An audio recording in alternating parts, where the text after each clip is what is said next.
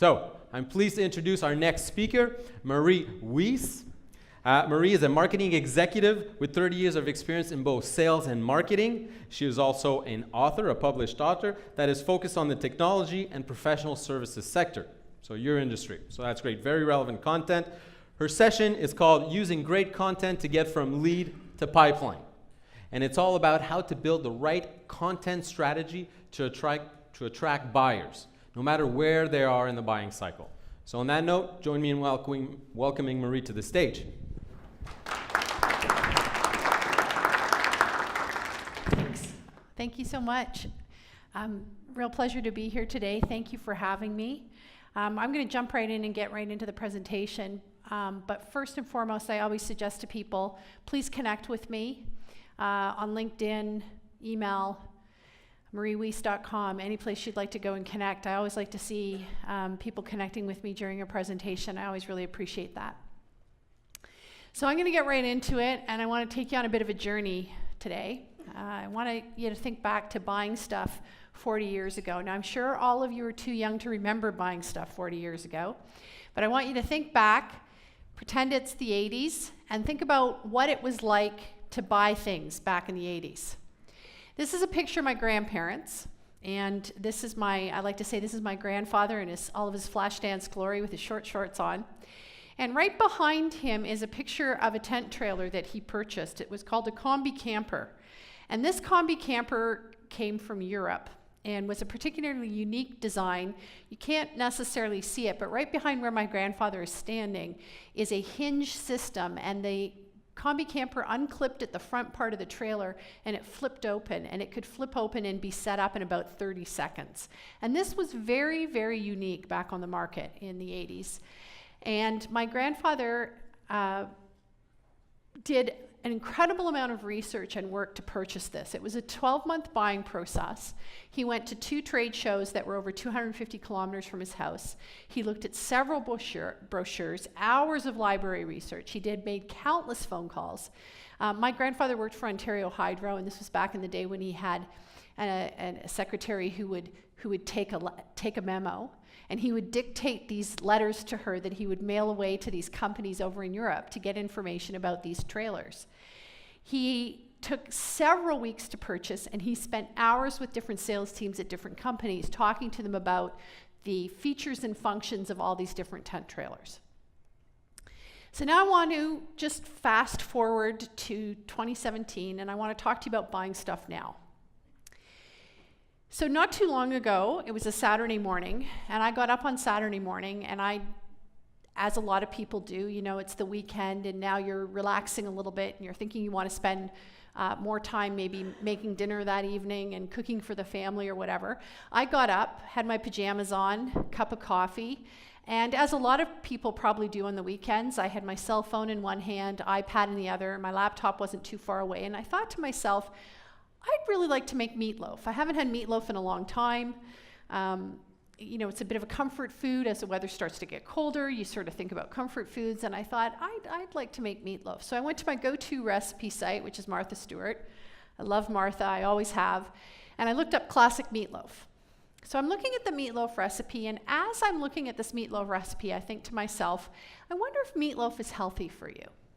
And I know that people are trying to eat a lot healthier these days, and so the next thought that kind of popped into my mind was whether it was healthy. So I popped on the website that talked about what the nutritional attributes of meatloaf. And as I probably already realized, but I wasn't really clear on it, it's all about the meat you use. And it's about the fact that when you do meatloaf in a pan, it usually pools and gets greasy. And so I immediately jumped over to Amazon, and I thought, well, there must be a way to solve that problem, and sure enough, Rachel Ray has solved the problem with a meatloaf pan, specifically designed to lift the meatloaf out, let the grease or fat or whatever's sitting in the bottom run away. And so as I was sitting here thinking about meatloaf and the meatloaf pan, as any person would, my next thought jumped to, I wonder if Meatloaf the singer is still alive. And that was my next thought, and I immediately went on to Google, good old Google, and you see it is Meatloaf, and you see I wasn't the only person thinking this, dead, ill, sick, healthy. Everybody sort of has the same thought process. And I went on to Wikipedia at this point to find out that he is very much alive, Michael Liaday, and that he was still touring, and there was a lot of good things going on with him. And as I was looking at his profile, of course, it led me to think about this album, Bat Outta Hell. And I loved this album, and I'm sure a lot of people are familiar with it. If you're not familiar with it, it was an iconic album from the 80s. And when I used to travel with my grandparents in that tent trailer, and I spent a lot of summers traveling with my grandparents, this was a big album that we used to listen to. My grandfather had a station wagon with an 8-track player in it. And we had 3 8-track cassettes.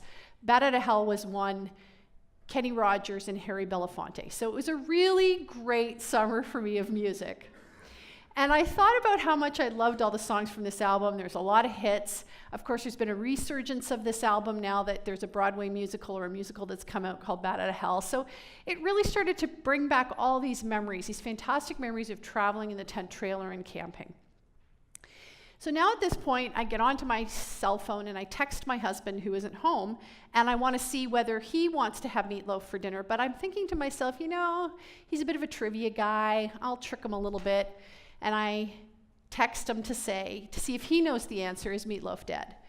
And of course he says the dinner entree or Michael Liaday, because of course he knows his real name because he's a bit of a smart ass. And I say the singer, and he of course is right on top of it. No, he just canceled a gig in Edmonton due to illness. I say to him, was it something he ate? No, he just couldn't take singing Bat Outta Hell one more time. So at this point now, I've been going back and forth with him on what I'm gonna have for dinner. And I think to myself, you know, I have always wanted a Volkswagen camper van. This was always something I wanted. Harkens back to the days of traveling with my grandparents. I had gone over to iTunes to see whether I still had any songs from Bat Outta Hell, and I'm reminiscing. And I jump onto Kijiji to find out, and I've been looking for quite a while now. They're very hard to come by in Ontario. Salt kind of gets them, and so there's not a lot for sale. And I find that on Kijiji, there is somebody selling a Volkswagen camper van. So the next thing I do is I get on to Facebook, and I instant message a friend in California who's quite a classic car aficionado. He buys a lot of cars, he fixes them up, and I message him and I say, okay, I'm thinking of buying this, what should I do? And he says, well, before you spend any money, get the mechanic first, because you're probably going to be in for a lot of fixing up. And he sort of walked me through on Instant Messenger, you know, understanding what state the vehicle should be in, how much work do you really want to do. So now I'm thinking, okay, this is cool. So I go back to the person who's selling it on Kijiji, and I message them through Kijiji, and I say, can I come and see you? And so sure enough, I'm able to go down that afternoon, with about an hour from my home, to go see this camper van. And I decided that it was just in too rough shape. It just wasn't, you know, what I wanted to do. But I took a picture, popped it out on Instagram, and I asked people who were my immediate friends and family, do you think I should buy this one? And I got a bunch of responses back from people about whether this was the one for me, and they all kind of talked me out of this one. But then I was able to contact the second seller on Kijiji, and within 5 days, I had purchased a 1978 Classic Westphalia that was in amazing condition. This is my daughter and my granddaughter, and we now are the proud owner of a VW bus that we call Lucille, and we drive all over the place. So let's talk about the buyer journey. It was a 5-day process with 4 different search engines: Google, Amazon, Facebook, Kijiji. I had a laptop, tablet, and cell phone. I used Wikipedia, 2 social media platforms. I spent no time with a salesperson, and I went direct to the seller. So a little bit different from what we were doing even 10 years ago. I'm sure you would agree with this. So there's 3 reasons why this matters. And I know you're going to say, well, I'm a business selling to other businesses. This was very much a consumer type journey. But human beings are human beings, and that doesn't change the way we think about things and the way we buy. So here's the 3 reasons today why this matters. First and foremost, old school marketing does not work the way it used to. And I can unequivocally say that because I've been in marketing for 30 years, and I have seen a lot of transformation, and I've seen a lot happen. I built my first website back in the mid-90s for a financial institution, and I know what we did then, I know what we did now, and the world is remarkably different. So I want you to think about some of the things that you're doing in your businesses today. And it's not good enough anymore to take offline tactics and try to make them online. You truly need to think through that buyer journey, and you truly need to think about the way your customers think about what they're buying. Here's why old school marketing is something we have to really think differently about, and we can't look at those tactics. This didn't exist 10 years ago. 100 billion search queries are done every month. And I have another slide that kind of backs up the stats on this. All these stats are from 2017. 22% of smartphone owners worldwide use their device every 5 minutes. 34% of desktop users click on the first search result. Out of all the stats on this slide, the one that breaks my heart the most is that one.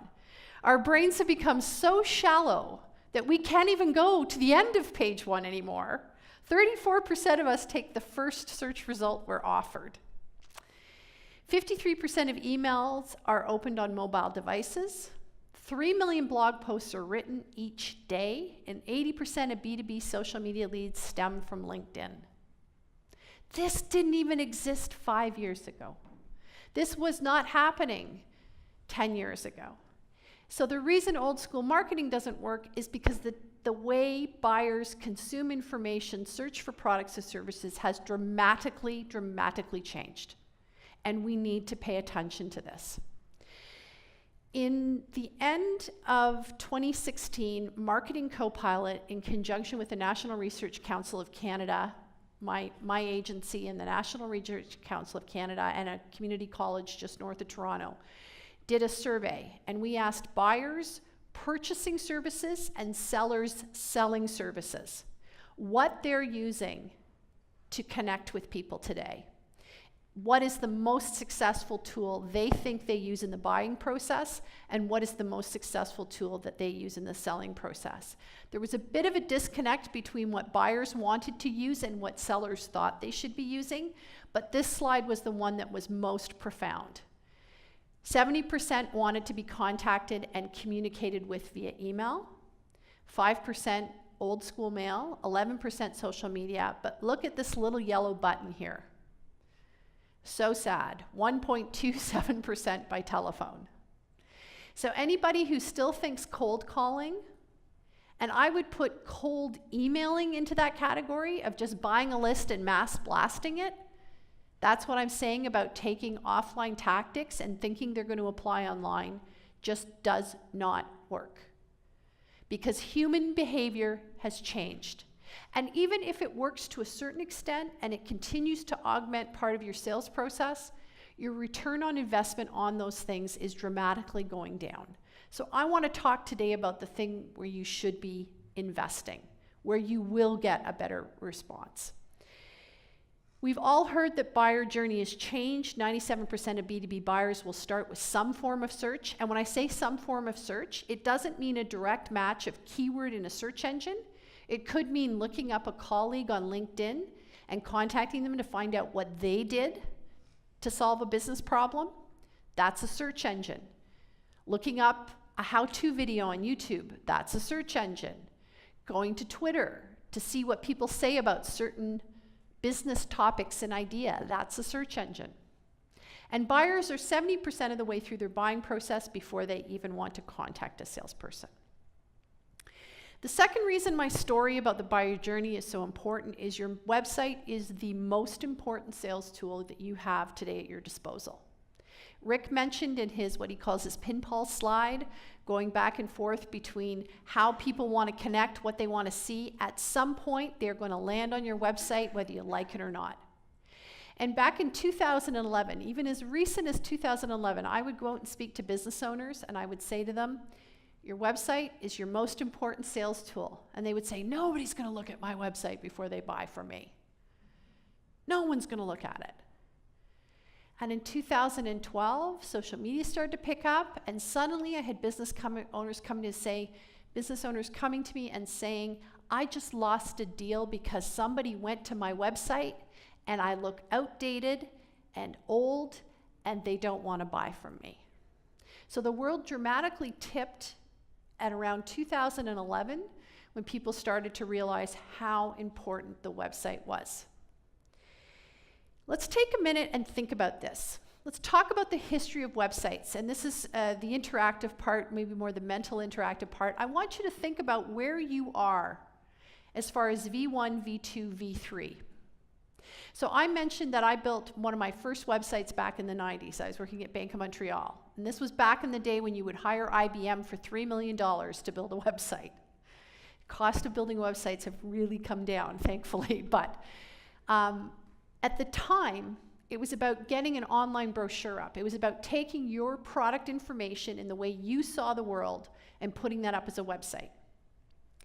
In the 2010s, we started to see things start to change a little bit, and people started to realize that they need to get found. And Google started to really change the algorithm, and they really started to put a lot of emphasis on how websites were ranked and how they were found, and people really started to jump on the SEO bandwagon. We need to rank on page 1. We need to be at the top of page 1. But what ended up happening is they were getting to the top of page 1 through a lot of SEO trickery that wasn't necessarily words, business ideas, or concepts that their actual customers were searching for. So while they might have been ranking on the top of page 1 for cloud services, they weren't necessarily driving the right traffic, and it wasn't the right leads coming to their business. And so that's why in 2017, I'm really starting to see a lot of people embracing the idea of lead generation and lead nurturing via your web presence. And to do that, you need to have what Rick talks about of CRM, but what you have to have layered on top of that is marketing automation. You have to have tools in place that are mining data and understanding if your best customer and your best prospect is consuming information in order for them to take a next step in the buyer journey. So just take a minute and think about where you're at in this continuum. Are you V1, are you V2, are you V3?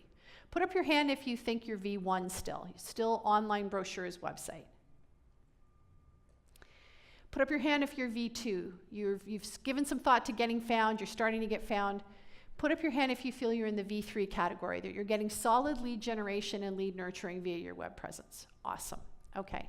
And of the people in the room today, how many people are actually using a marketing automation tool like HubSpot, Marketo, ClickDimensions in front of Dynamics? Okay. So to truly get to V4, you're going to have to really start thinking about your toolkit. And that's what's really nice about Dynamics today and some of the things is that they are spending a lot of time trying to figure out what the next generation of these tools needs to look like. The third reason why my story is really important is that the buying process has forever changed, and therefore I believe the sales funnel has changed. And I want to take you through that today. Because if you don't leave with anything else here today, I hope you will leave with this idea of what you need to do to be competitive online. So I think the old sales funnel looked like a funnel. And there was an idea amongst people that there's just a bunch of random prospects out there waiting to find out about your company, and that the way to attract them is to spend a ton of money on getting people at the top of the funnel, whether we go to trade shows, we buy email lists, we might be doing Google AdWords, we might be doing personal networking. That we're trying to cast as wide a net as possible and see how many people we can get into this idea of the top of the funnel and bring them down through outbound activity. Now we're going to call them. Now we're going to chase them. Now we're going to ask, are you ready to buy? You heard what we do. Are you ready to buy? And then maybe we have a process for qualifying these people, and we hope that at the bottom they drop out as a closed deal. I think we got to flip this model around. I don't believe this model is a good model because we end up spending a whole bunch of money on random activities at the top of the funnel that don't necessarily drive good business for us. So I propose that the funnel isn't a funnel, it's a pyramid. And at the very top of that pyramid, you have to have a rock solid understanding of your best customer. You need to model your closed deals to understand who's buying from you, what their understanding of your value is. And from there, you can build out an online structure that leads to activities that will matter, significantly reducing the cost of lead acquisition and driving better quality leads to your business. So a lot of times, I'm sure you will agree that a sales process could start by a referral, by talking to somebody, But by understanding what your best customers know about your value and properly presenting that on your website or in your web presence, when someone then asks about you, meets you somewhere, gets referred to you, maybe through LinkedIn, they land on a strong value proposition and a strong statement on your website of your value so that they can start that process that then might start to a sales conversation or buying signals on the website that allow you to understand where they're at in the buyer journey. And you can use content properly placed to understand this. They then will see that value, that content that is shared value-added content, and they might start to follow you. They might subscribe to your blog. They might do a number of things that are, again, buying signals where they like what you're saying about the value you provide to your customers, and maybe you're educating, you're sharing information, and they in turn will share it. And if that content then expresses your unique value proposition around why people should buy for you versus someone else, that will start to make its way into social media, influencer marketing, PR, and a number of other things that build the foundation and the bottom of the pyramid for you. So let's talk for a second about educating versus selling. In this modern day and age of buyer behavior and buyers having the control, they can self-educate, they can self-inform before they make a decision. It's really about educating, not selling. And what's the difference? The difference is in the way you have that conversation.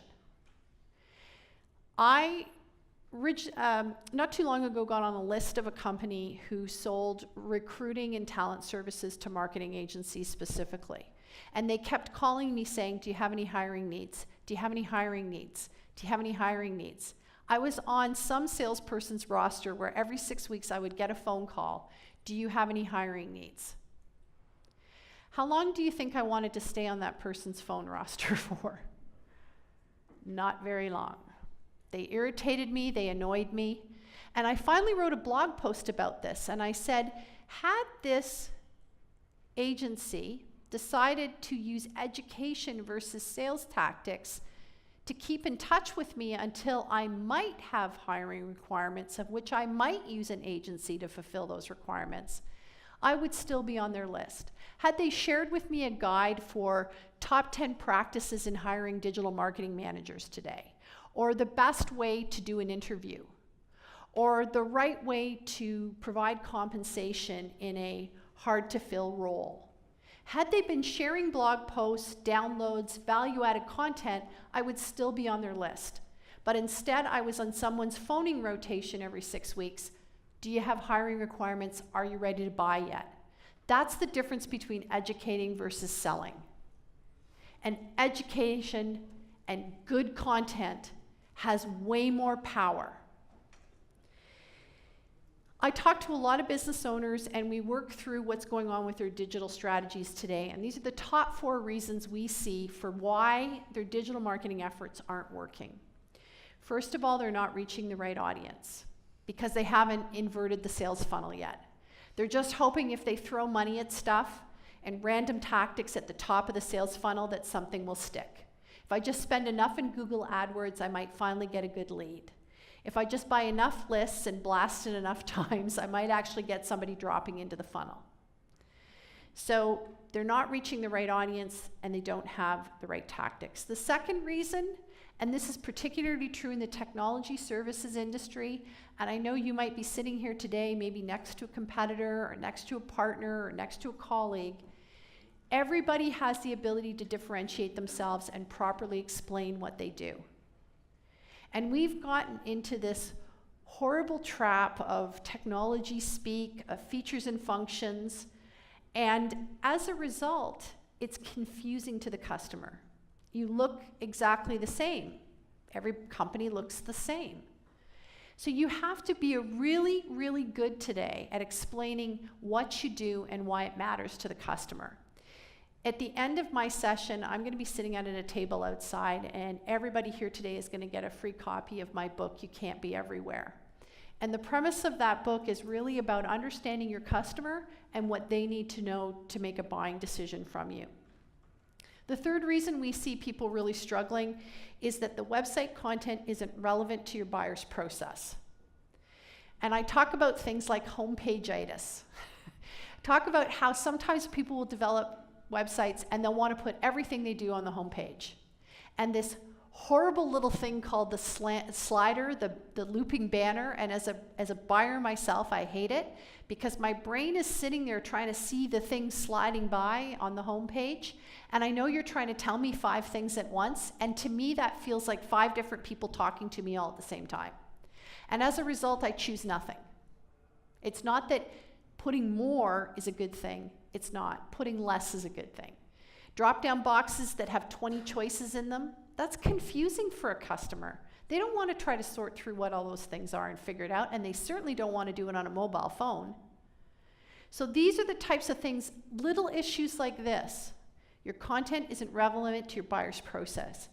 And the fourth reason is you aren't providing timely, measurable opportunities for prospects to start a sales conversation. So Rick talked about offering a chat box, offering a download, maybe a pop-up box that has a special offer, different things that are measurable and timely in the buyer journey. So let's talk about the first one, understanding who your ideal customers are and how they find solutions like yours. Enough companies today aren't using the data that they have available to them to figure this out. If you don't, and I'm sure you already do, have Google Analytics running on your website, you need to start making that your friend. At the very least, you should be doing a top 10 list and having that report auto-generated out of Google and sent to you every Sunday night. So Monday morning, you're seeing who's on your site, how long they're there, where they're coming from, and who they are. So you need to know how people are searching for solutions like yours. That is very important. So we do a lot of work with companies to start this process by identifying what we call a buyer persona. And a buyer persona is not demographics. It's not like the Mad Men era in advertising of, we'll target the 25-year-old females. It's not that, because a 25-year-old female could buy the same solution the exact same way a 60-year-old man does if they're in a business situation buying for their businesses. It's about what their priority is. It's about what their success factors are for purchasing something, their perceived barriers, the criteria for how they will choose, and the journey they'll go on to make that decision. This is what a buyer persona is. And we've done work recently mapping buyer personas to people who buy CRM. And it's really interesting about what they think the priority is. And for example, perceived barriers. Let's talk about perceived barriers, particularly with CRM. It's going to take too long to roll out. It's going to cost too much money, and it's going to be too hard for my users to adopt this.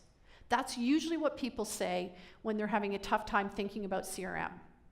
So I always tell people, then those should be the top 3 blog posts on your website. How long does it really take to roll out a CRM system? How do you really get user adoption and buy-in? What's the best way to think about spending money on CRM? And that's back to Rick's point about ROI. So when you build a buyer persona, you're able to identify the types of content and figure out where to place it on your website. And you have the data. This sits in Google Analytics today about the top visited pages on your site, how long people are consuming content, and you really should start there. Make that your friend. Make this data your friend. Second reason is articulating why these ideal customers should buy from you as opposed to the million other options they have. And again, Rick used an example that I've been using for a long time. People will say to me, and I used to do a lot of work in the ERP space, and I used to help people with their ERP marketing. And I would challenge people in our value proposition workshops when they would talk about how great their ERP systems were. They were the best thing since sliced bread. And I would say to them, can't I do the same thing with an Excel spreadsheet? Can't I just run my business on an Excel spreadsheet? And the answer is yes. Of course you can. People have been doing it forever. So now explain in a way that the customer can understand how to get from an Excel spreadsheet to something that is going to change dramatically in their business. And I'm not talking about features or functions. And so this is the digging you have to do to really do a good job of articulating why people should choose you versus doing something else. This is an example I used recently. Developing content and optimizing your website for cloud services when your customer is really trying to understand how to reduce capital expenses, reduce risk by getting control of cash management, getting rid of hardware expense and resources. That's what they're really searching for. And yet a lot of people, I go on their website and they're trying to optimize their website for cloud services. Do you see the difference? I appreciate SureWeb wants to do that, but do you see the difference in how to think about these problems and matching it to the buyer journey? Developing value-added content that helps buyers make the purchasing decision is really important. So you go back to your buyer personas and you think about their priorities, the highest level priority, their success factor, what changes after buying. Here's the thing that good content does for people. Good content and a well-researched keyword strategy, and we have a resource on our website called the Keyword Strategy Workbook, and this is not about just your product-centric keyword strategies like cloud services, CRM integration, not that. It's a different way to get at what customers are thinking about, how they're thinking about their business problems. So you want to start with a good researched keyword strategy. Little hack that I like to share with people is you should always have the top 10 questions that get asked in the sales process as really good blog posts on your website. You want to do that for 3 reasons. First, it now allows you to be starting to rank for business problems that people have. It allows you now to create a link after a sales call that says, you asked this really great question in the meeting, and I'd like to share this link with a blog post we wrote on this topic. It's now driving traffic to the site. It's now allowing the prospect to look at other things that are going on in your site. And the third reason is that it can add a lot of value in tracking the buyer journey. If they're clicking on certain, like we've been able to track that certain blog posts on our site, there's the same person will come back almost once a month to it. And it kind of begs the question, why are they doing that? Where are they at in the buying process that they keep coming back to the same blog post once a month? And the other place good content comes from is emails from customers. And you can genericize what they're asking you, but chances are if a customer is asking you something about a business issue or business problem, then there's lots of other people out there with the same business problem that can be shared. Here's why content matters. Here's why educating versus selling is so very, very important today in the buyer journey. It builds trust. And that's the ultimate thing we're trying to do. We're trying to build trust with people so they'll choose us versus the thousands of other options they have. And trust is something that's really hard to build in this day and age when there's a screen that separates us from the buyer, from the prospect. There's a screen between us. So we have to understand intention, and therefore we have to find ways to build trust. Content, when it's used properly, positions you as a subject matter expert, and it again goes to the building trust, but now you can see depth of content, how well somebody is now going to drop into a sales conversation and into the pipeline based on the depth of content they're consuming from you.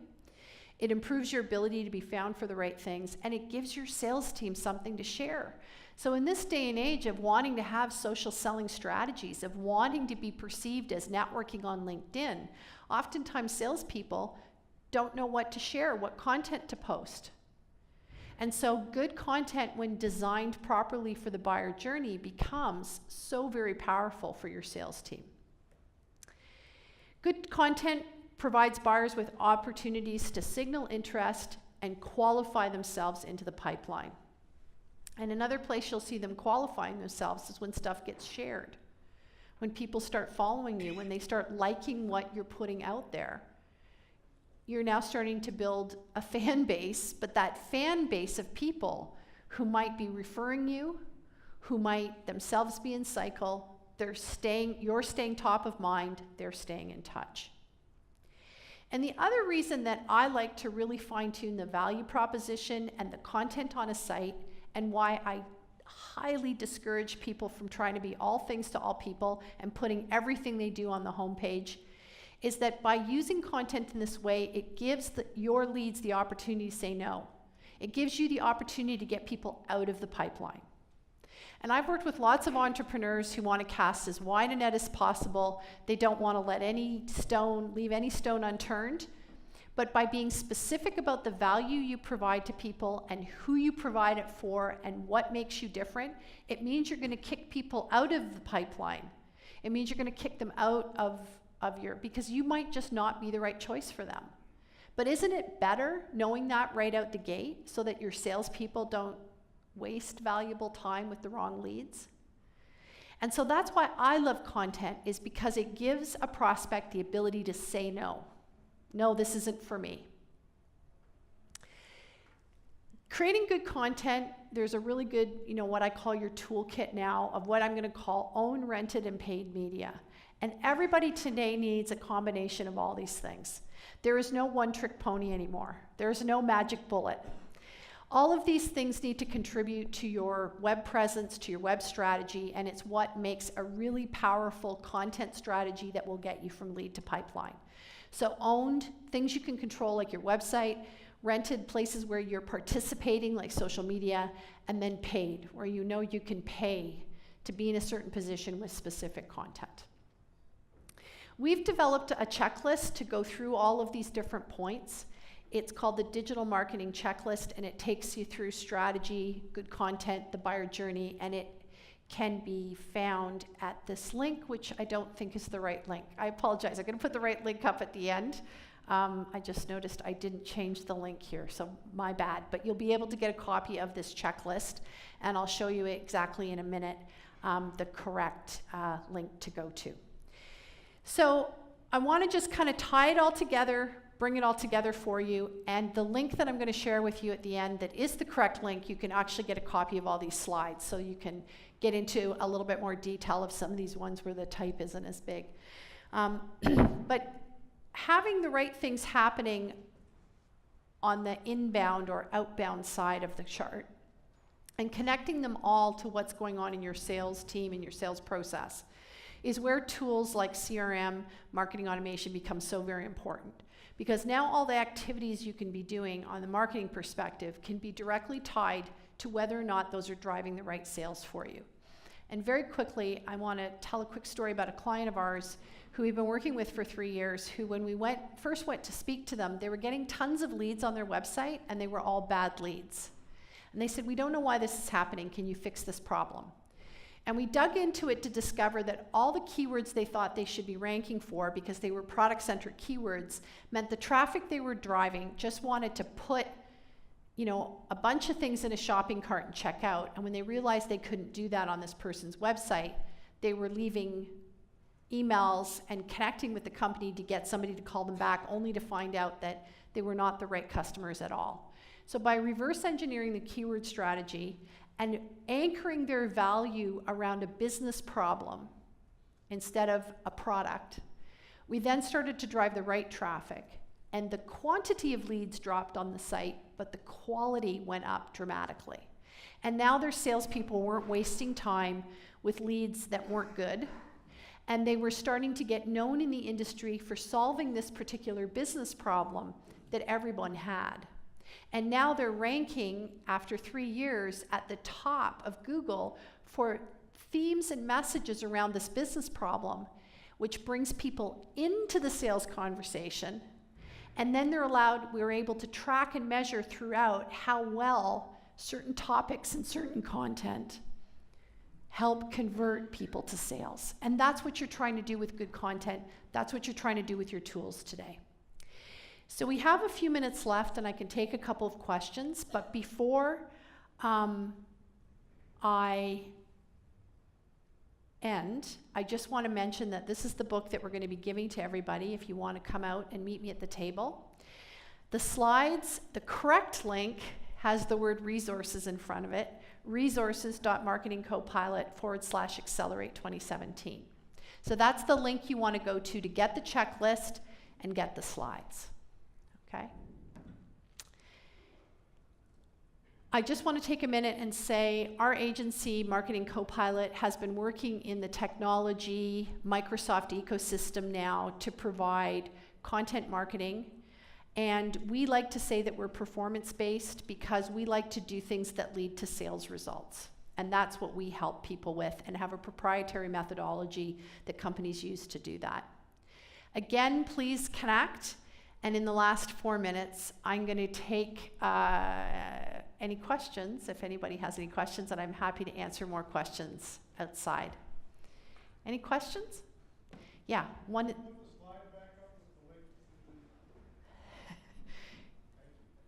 Oh, that one was easy to answer.